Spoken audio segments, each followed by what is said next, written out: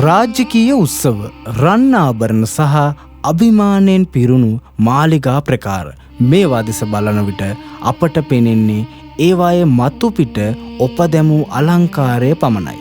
නමුත් ඔබ කවදා හෝ සිතා තිබෙනවාද මේ දැවැන්ත ගල් බිත්තිවලට පිටුපසින් තවත් ලෝකයක් සැඟවී තිබිය හැකි බව?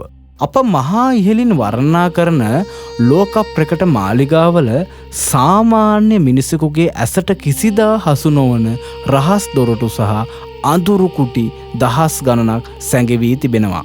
මේවා නිකම්ම නිර්මාණය කළ කාමර නෙවෙයි.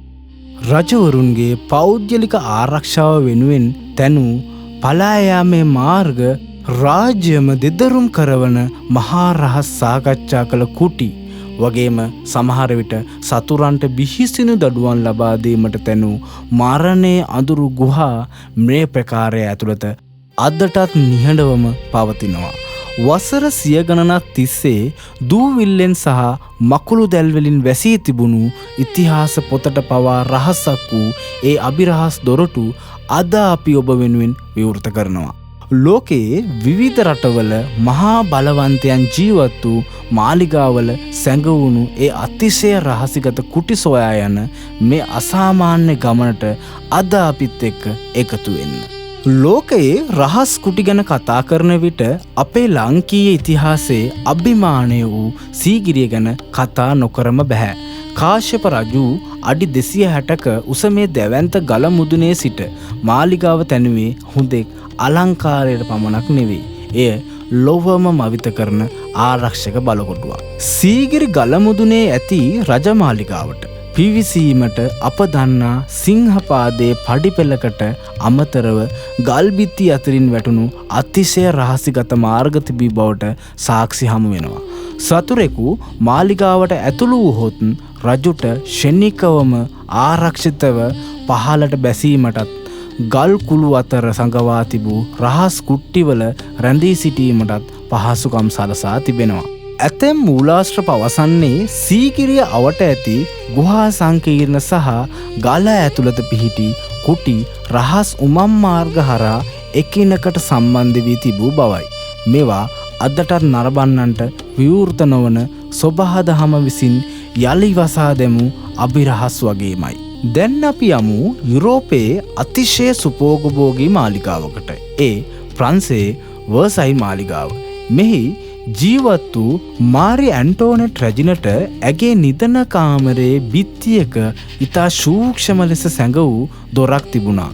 එය කොතරම් දක්ෂ ලෙස නිර්මාණය කර තිබුණාද යත් සාමාන්‍ය කෙනෙකුට එය බිත්තියේ ඇති කැටයමක් මිස දොරක් යයි සිතා ගැනීමට පවා නොහැකි.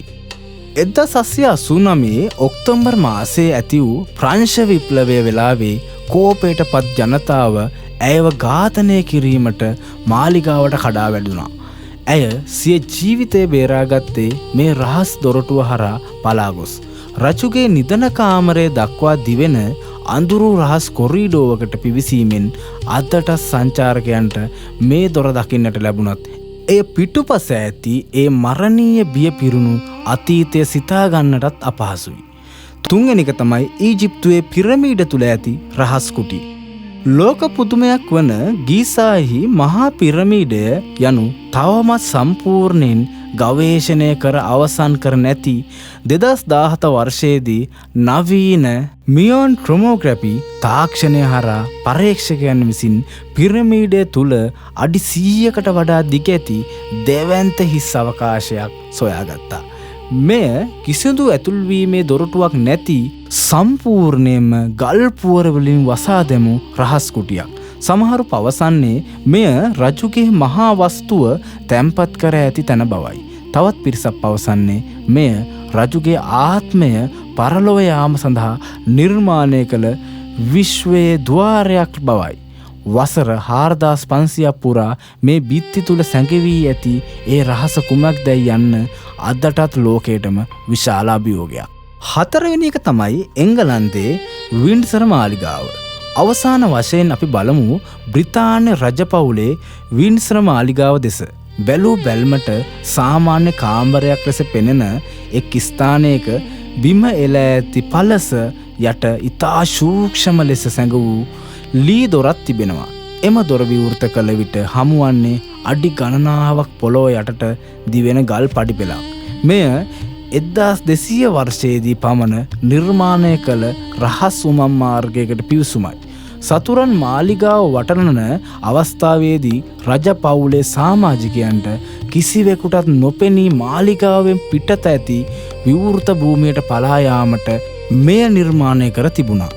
වර්තමානයේ වන විටත් මෙය ඉතා හොඳ තත්ත්වයෙන් පවතින අතර මාලිගාවේ ආරක්ෂක උපක්‍රම කොතරම් දියුණුද යන්නට මෙය කද්දිම උදාහරණයක්.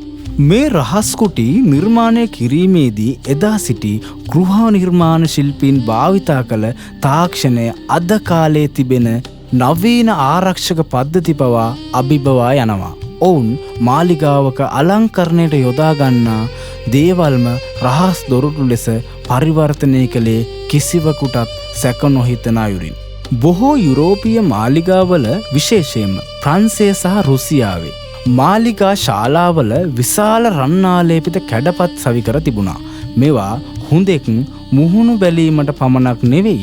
සමහර කැඩපත්වල පසකින් නැති කුඩා අකුලක් හෝ රහස් ලීවරයක් එබූ සෙනින් මුළු කැඩපතම දොරක් වගේ විවෘත වෙනවා. මෙහි ඇති විශේෂත්වය නම් මේවා 2-way mirrors ලෙස ක්‍රියා කිරීමයි. එනම් රහස් කුටියේ සිටින කෙනෙකුට පිටත ශාලාවේ සිටින අයව පෙනෙන නමුත් ශාලාවේ සිටින අයට පෙනෙන්නේ තමන්ගේ රූපය පමණයි. රජවරුන් තමන්ගේ අමුත්තන් ගැන රහසින් විපරම් කළේ මෙහෙමයි. දෙවැනි එක තමයි බුද්ධිමත් පොත් රාක්ක. අප චිත්‍රපටවල දකින පොත් රාක්ක දොරවල් සැබෑ ඉතිහාසයේත් පැවතුණා. මාලිගාවක පුස්තකාලය කියන්නේ රහස් සැඟවීමට හොඳම තැනක්. එක්තරා විශේෂිත පොතක් පිටතට ඇඳීමෙන් හෝ ඇතුළට එබීමෙන් මුළු පොත් රාක්කයම භ්‍රමණය වන ලෙස සකස් කළ සංකීර්ණ යාන්ත්‍රණයක් එදා තිබුණා. ලීයෙන් කළ දැවැන්ත ගියර් රෝද සහ බර යොදා ගනිමින් ශබ්දයක් නොඇසෙනසේ මේවා ක්‍රියාත්මක වුණා. මේවා පිටුපස බොහෝ විට තිබුණේ රජුගේ අතිශය පෞද්ගලික ලේඛන හෝ වටිනා වස්තු තැන්පත් කළ කුඩා කාමරයි. තුන්වෙනි එක තමයි පඩිපෙළවල් යට ඇති මරණීය උමං. පැරණි මාලිගාවල ඇති දැවැන්ත ගල් පඩිපෙළවල් ඇතුළත හිස් අවකාශයක් පවතින ලෙස නිර්මාණය කළා. ඇතැම් විට පඩිපෙළක 13 වැනි පඩියේ හෝ යම් කෙළවරක ඇති ගලක් පෑගූ විට මුළු පඩිපෙළම කොටස් දෙකකට බෙදී පහළ අඳුරු උමකකට මාර්ගය විවෘත වෙනවා. මේවා බොහෝ විට නිර්මාණය කළේ සතුරන්ගෙන් බේරී මාලිගාවේ පහළ මහලට හෝ මාලිගාවෙන් පිටතට යාමටයි. සමහර මාලිගාවල මේ පඩිපෙළ යට උමම් මාර්ග කෙලින්ම සම්බන්ධ වුණේ මාලිගාවේ ආරක්ෂක ගල් වෙතටයි. මේ සෑම ක්‍රමවේදයක්ම එකල ඉංජිනේරු ශිල්පයේ තිබූ විශ්මිත දියුණුව පසක් කරනවා.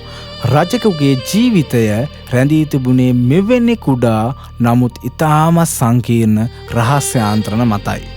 මේ රහස් කුටි අපට පවසන්නේ එදා සිටි රජවරුන් සහ රැජිනියන් කොතරම් අනාරක්ෂිත භාවයකින් සහ කුතුහලයකින් ජීවත් වුණාද යන්නයි.